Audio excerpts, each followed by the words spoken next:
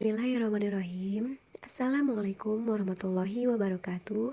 Saya Salma Fatona Azhara AR, mahasiswa Pendidikan Agama Islam semester 6, STHI Yapata Al-Jawami Bandung.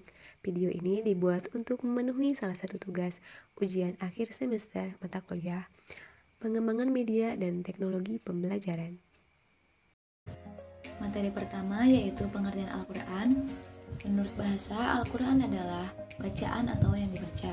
Sedangkan menurut istilah, Al-Quran adalah firman Allah yang mengandung mukjizat yang diberikan kepada Nabi Muhammad SAW dengan perantara malaikat Jibril yang tertulis dalam mushaf atau lembaran-lembaran yang disampaikan kepada kita secara mutawatir dan membacanya termasuk ibadah.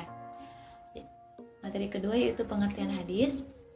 Menurut bahasa, berasal dari bahasa Arab yaitu al-hadis yang berarti baru, muda, cerita, berita, dan riwayat dari Nabi Muhammad SAW. Menurut istilah, hadis adalah segala ucapan, perbuatan, dan keadaan Nabi Muhammad SAW. Materi selanjutnya yaitu fungsi Al-Quran. Yang pertama, sebagai petunjuk pedoman dan rahmat bagi orang-orang yang meyakininya. Yang kedua, sebagai penawar bagi segala macam penyakit. Yang ketiga, sebagai kabar gembira dan peringatan. Yang keempat, sebagai pembenar dan penyempurna kitab yang lalu. Yang kelima, sebagai pembeda antara yang hak dan yang batil. Yang keenam, Al-Quran sebagai penerangan. Selanjutnya, fungsi hadis yaitu yang pertama, mengukuhkan hukum-hukum yang telah disebutkan dalam Al-Quran, menafsirkan ayat-ayat Al-Quran yang bersifat mujmal atau global. Yang ketiga, membatasi keumuman Al-Quran. Yang keempat, menetapkan hukum yang belum disebutkan dalam Al-Quran.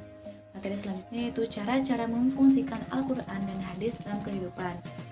Yang pertama, menjadikan Al-Quran dan hadis sebagai pedoman dalam kehidupan pribadi. Yang kedua, menjadikan Al-Quran dan hadis sebagai pedoman dalam kehidupan keluarga atau rumah tangga. Yang ketiga, menjadikan Al-Quran dan hadis sebagai pedoman dalam kehidupan bermasyarakat, seperti tolong-menolong, berbuat baik kepada sesama, dan menerima nasihat. Yang keempat, menjadikan Al-Quran dan hadis sebagai pedoman dalam kehidupan berbangsa dan bernegara. Yang kelima, menjadikan Al-Quran dan hadis sebagai hakim dalam menyelesaikan masalah. Materi selanjutnya yaitu menerapkan Al-Quran dan hadis sebagai pedoman umat manusia dalam kehidupan sehari-hari. Yang pertama, selalu tekun dalam mempelajari Al-Quran dan hadis. Yang kedua, mempelajari ayat-ayat kauniyah atau alam semesta untuk meningkatkan keimanan. Yang ketiga, menekuni keterampilan tertentu sebagai bekal menghadapi masa depan. Yang keempat, memiliki semangat keilmuan yang tinggi untuk kepentingan dunia dan akhirat. Yang kelima, memperbanyak bergaul dengan teman-teman yang soleh. Mungkin dicukupkan sekian pemaparan materi dari saya. Kurang lebihnya mohon maaf. Wassalamualaikum warahmatullahi wabarakatuh.